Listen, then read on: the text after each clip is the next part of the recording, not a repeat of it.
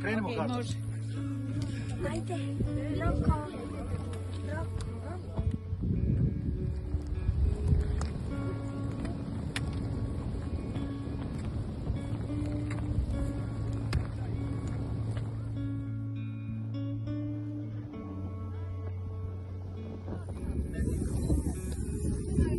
Oni su probijali ovu cestu kud mi sad idemo. Kad su postrojbe Hrvatske vojske zauzele masiv Dinare, pomakle prvu crtu, vojska je išla pješke 6 sati na položaj. Da bi se ta naša vojska imala hranu, municiju, da bi mogli štenkovi, trebalo je probiti ovaj put. I onda su prilikom naišli su na protupješačku minu gdje Nediko koji je bio načelnik inženjerije 106. brigade i njegov bagerista Pavel Latrenko nastradali na tu. Pavel na Ovinjači i na Fazani, u onoj zgradi nije igralište, a Nediko je bio pješačke mine imaju koje stoje na pločiću, a imaju koje su ukopane u zemlji, od koje su one poginuli, bila je ukopana u zemlji i povezana je za žitom i kad se poteže ona iskoči iz zemlje i rasprskava se oko 30 metara, ona se ubija.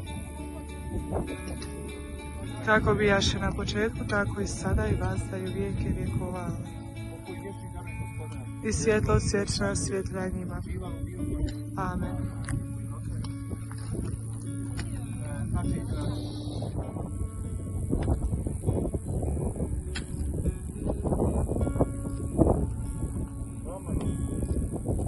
Znači, nalazimo se kod planinarskog skloništa Vjetar s Dinare, a ovdje inače ove brdašce malo, ono se zove Goveđa kosa.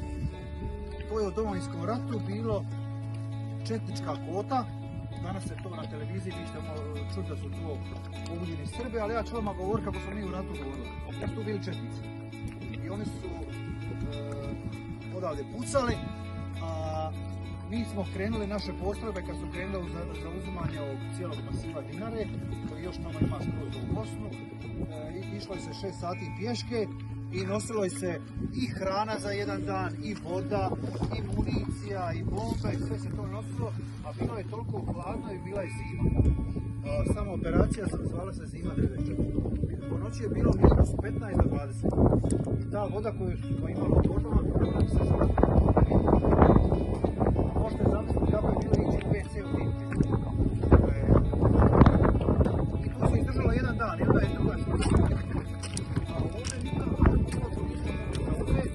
Jer je ovdje bila jedna kao mala kriza značima, oni smo došli iza i nismo imali onakve tu liniju. Onda tek kad smo zauzeli ovaj drugi dio Dinare, došao je naš tank tu u Vještić goru, ovdje iza njih, i kad je došao tank i počeo pucati na njih, onda su ono utekli dole. Vraćaju dolaze, svi to vidjeli. I onda smo mi sad kad smo zauzeli cijeli masiv Dinare, došli su naše snage gore na Antića glavu, s Antića glave se vidi frunka i sve, i to je onda bilo sve pitanje dana. Tu je Hrvatska vojska bila cijelu zimu 94. i 95. Tu je bilo jako teško. Bilo je hladno, bili su snjegovi, ali sve se prežilo. Eto ga, imate li, pitajte nešto. Kako ste rekli zdravlje?